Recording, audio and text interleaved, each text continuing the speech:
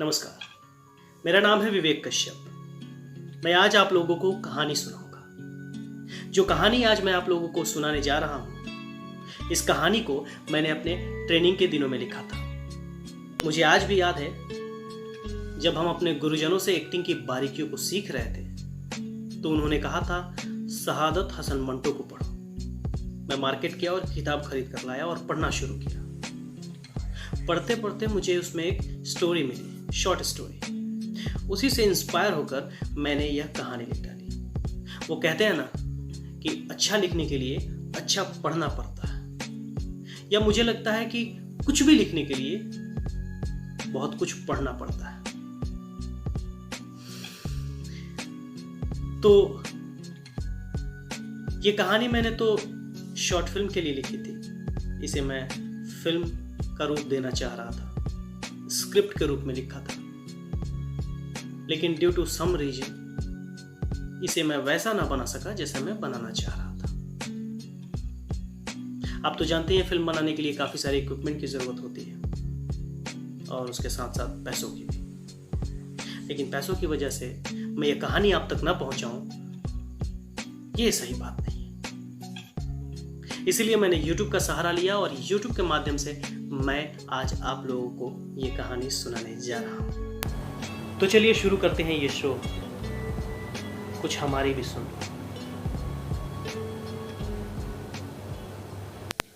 दिल्ली में एक जगह है शाहदरा। वहीं के एक इलाके में रोड के बगल में एक दीवार के कुछ हिस्से को लोगों ने पेशाबगाह बना रखा था। स्वाभाविक है कि वो पहले से वैसा ना होगा। किसी पहले एक व्यक्ति ने वहां जाकर अपना यूरिन डोनेट किया होगा, फिर दूसरे ने, फिर तीसरे ने, और ये सिलसिला चलते रहने की वजह से वो सुंदर दिखने वाला दीवार पेशाबगाह में तब्दील हो गया था।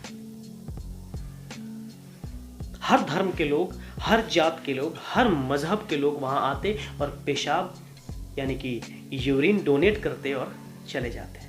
पर कभी भी उस दीवार ने किसी से सवाल नहीं किया, नहीं पूछा कि भाई साहब आप किस धर्म से आए हैं, पहले आपको धर्म बताना होगा, फिर हम आपको इजाजत देंगे कि आप यहां अपना यूरिन डोनेट कर सकते हैं या नहीं। कभी नहीं। हर एक को उसने एक्सेप्ट किया।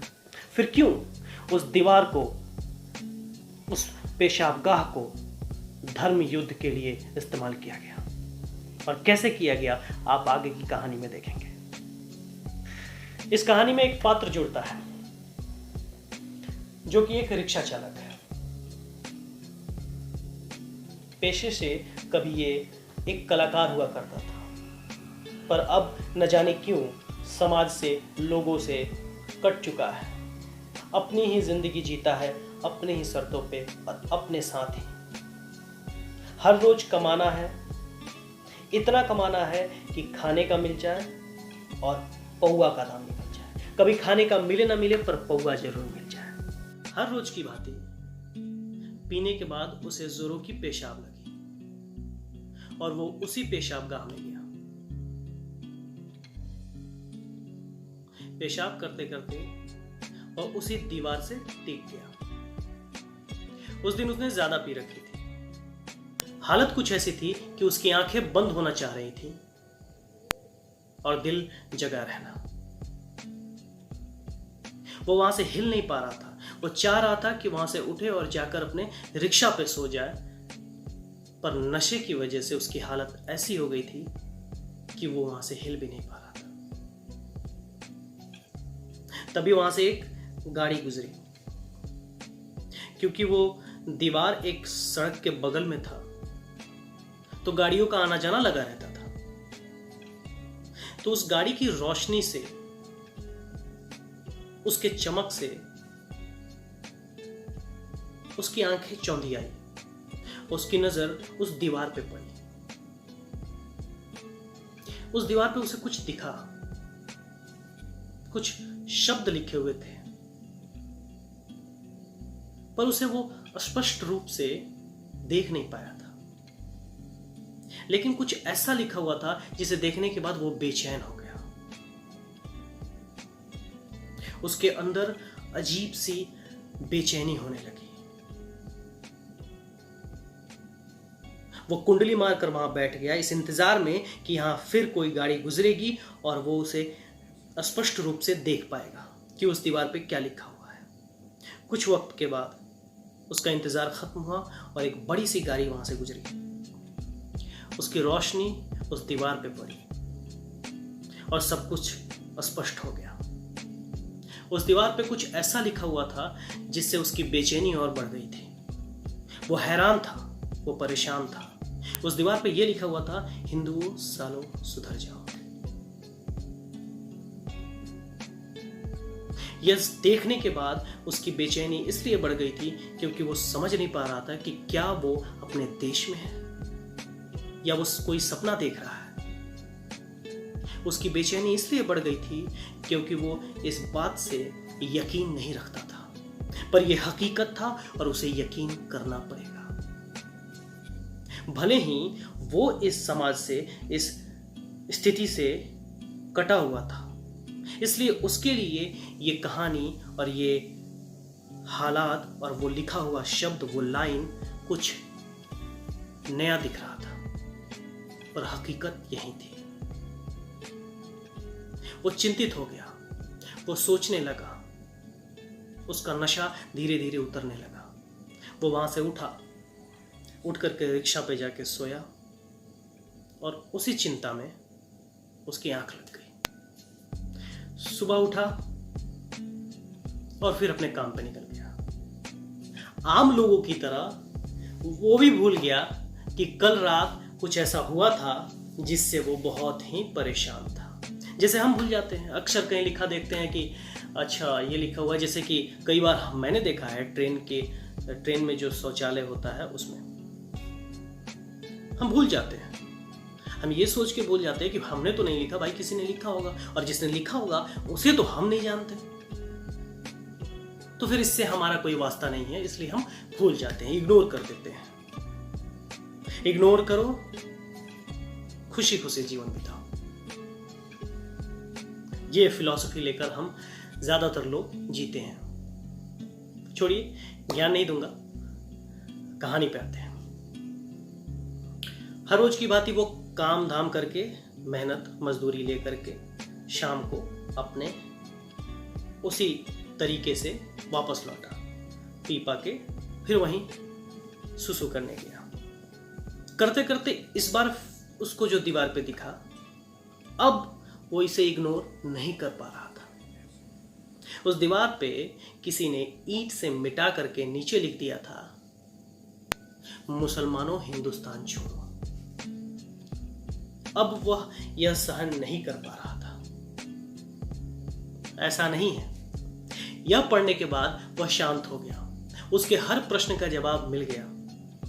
जिस समाज से, जिस दुनिया से वो कटा हुआ रहता था, उस समाज का सारा रूप रेखा उस एक पेशाबगाह ने बता दिया। सारा लेखा जोखा उस एक पेशाबगाह ने इसे बता दिया। इसे कहानी समझ में आ गई। जब कहानी समझ में आ जाती है तो अंदर एक शांति पैदा हो। उसी शांति के साथ ये जा करके अपने रिक्शा पे आराम से सो गया। सुबह जल्दी उठा, शायद आज उसे ज्यादा पैसा कमा लेता, शायद आज उसे कुछ करना था, शायद आज उसके अंदर का कलाकार अंगड़ाई ले रहा था, शायद आज वो जग गया था। वो दिन भर मेहनत किया, पैसे इकट्ठा किए और शाम को कुछ साफ सफाई करने वाले सामान के साथ वापस लौटा। रात के लगभग 11 बज रहे होंगे। उसने जैसे ही सफाई करना शुरू किया, 2-3 पुलिस वाले वहां अटक गए। स्वाभाविक है, इंडिया है, हमारा देश है। हमारे देश में आप जब भी कोई अच्छा काम करना शुरू करो, 2-3 जन अगर नहीं टोके तो फिर समझो आप कोई अच्छा काम नहीं कर रहे हो। पुलिस वाले ने उससे पूछा, इधर आओ इधर आओ इधर आओ। अबे तो क्या कर रहा है इतनी रात को? उसने कहा, साहब रिक्शा चलाता हूं और सफाई कर रहा था बस। कल 15 अगस्त है ना। पुलिस वाले ने भौं चढ़ाते हुए बोला, अबे कल 15 अगस्त है, कोई दिवाली नहीं जो सफाई कर रहा है, और इस पेशाब गाह को तू अगर साफ कर देगा तो हम कहां मुंह देंगे। रिक्शा वाला हंसना चाह रहा था पर रोक लिया पुलिस वाला जो था सामने। हम पुलिस वाले से डरते बहुत हैं, पता नहीं क्यों। उसने कुछ नहीं कहा। पुलिस वाले ने उसको डांटा तो कहा निकलो यहां से, निकलो चलो। वो बेचारा अपना सामान वामान उठा के रिक्शा पे रख ही रहा था कि पुलिस वाले ने फिर उससे बुलाया, इधर इधर इधर इधर, तू रहता कहाँ बे? उसने कहा साहब इसी रिक्शा पे सोता हूं। तू इस रिक्शा पे सोता है? हाँ साहब, घर नहीं है अपने को। हाँ सही है ना साहब, घर टूट जाते हैं। शायद कोई दर्द होगा जिसे उसने बयां किया पर पुलिस वाले के समझ में नहीं है। उसने डांट कर उसको भगा दिया। वो धीरे धीरे जाने लगा। पुलिस वाले वहां से बुनबुनाते निकल गए, साले कहां से आ जाते हैं काबिल बनने। 15 अगस्त है तो सफाई करेंगे। 15 अगस्त है, 26 जनवरी है, सफाई। दिवाली में सफाई होती है, त्योहार थोड़ी है ये। शायद उस रिक्शे वाले के लिए जो दुनिया से, समाज से कटा हुआ था, उसके लिए यह त्योहार होगा। पुलिस वालों के लिए त्योहार नहीं है, इनके लिए तो दंड है। और इनके लिए छोड़ो, ज्यादातर आजकल मुझे ऐसा लगता है कि हम 26 जनवरी और 15 अगस्त को सिर्फ एक फॉर्मेलिटीज के रूप में निभा रहे हैं। सुबह झंडा तोलन होगा, शाम को देखोगे तो रास्ते पे तिरंगा गिरा पड़ा है, लोग लातों से, गाड़ियों से कुचल रहे हैं। कोई इज्जत नहीं, कोई मतलब नहीं। मतलब के लिए एक दिन चुना गया है, 15 अगस्त, 26 जनवरी। जनगण मन गा लो, मिठाई खा लो, तिरंगा झंडा फहरा लो। कुछ समय पहले भगत सिंह फिल्म का कुछ गाना सुन लो। ऐ हम तुम्हारे हवाले वतन साथियों, फिल्म देख लो। बस मन गया ना 15 अगस्त और 26 जनवरी। ऐसे ही मना रहे हैं पिछले कई सालों से। शायद मैं जब से जन्म लिया हूं, बचपन का अगर कुछ हिस्सा छोड़ दूं तो जब से समझदारी आई हम ऐसे ही मना रहे हैं। उस व्यक्ति के लिए 15 अगस्त त्योहार था। उसने सफाई किया, रात को जाकर सो गया था रिक्शे पे। सुबह हुई, उसके कानों में शोर सुनाई दिए। सूर्य के किरण उसके माथे पे पड़ रहे थे। वो जगह, उसकी अंगड़ाई में एक सुकून था।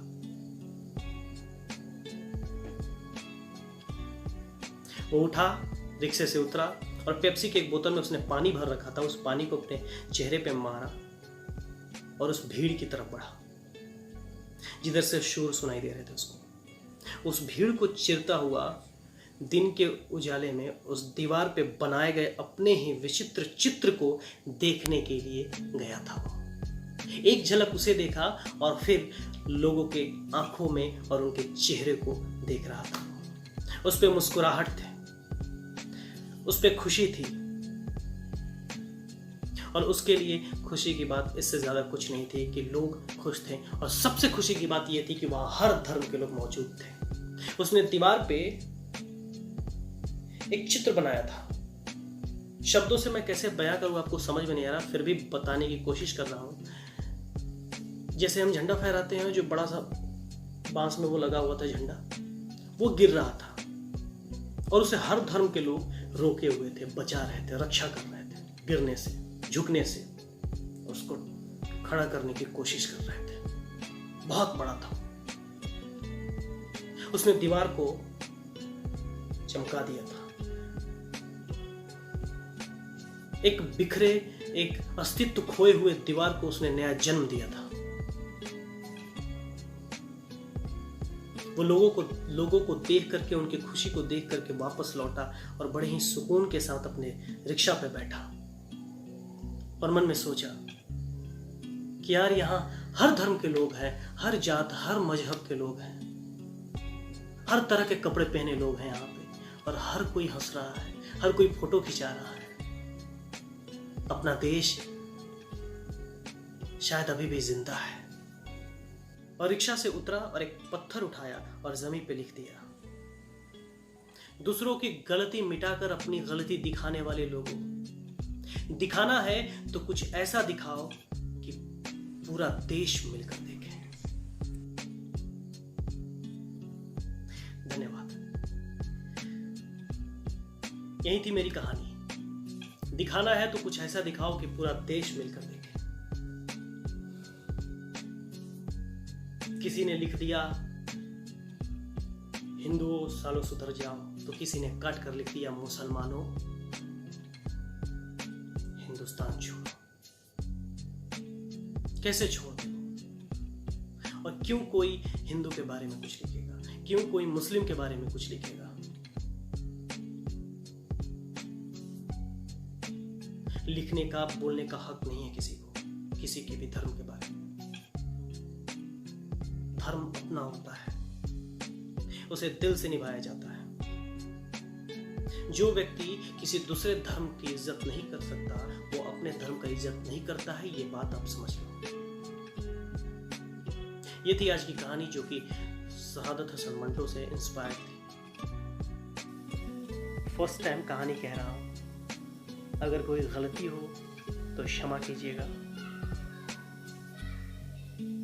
और इसे शेयर कीजिए, सब्सक्राइब कीजिए, लाइक कीजिए और कमेंट में लिखिए कि क्या गलती है, क्या मैं सुधार कर सकता हूं।